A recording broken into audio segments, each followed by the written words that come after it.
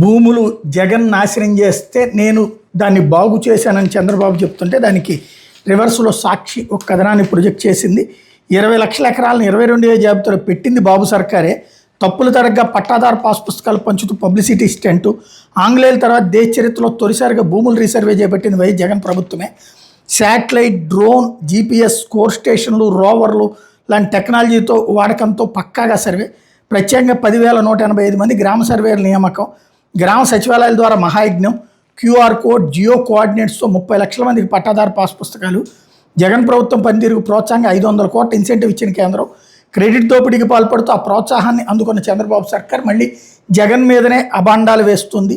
అసలు ఇచ్చిందే 22A నుంచి బయటికి తెచ్చింది జగన్ అయితే 22Aలో చేర్చింది ఈనాడు, ఆంధ్రజ్యోతి కథనాల ఆధారంగా చంద్రబాబు అయితే మళ్ళీ ఆ నెపాన్ని తీసుకెళ్ళి జగన్ నిషేధంలో పెడితే నేను బయటికి తీసుకొచ్చాను, మీ భూములు ఇస్తున్నానని చెప్పడం ఎంతవరకు సబబు అన్న కథనాన్ని ప్రొజెక్ట్ చేసింది.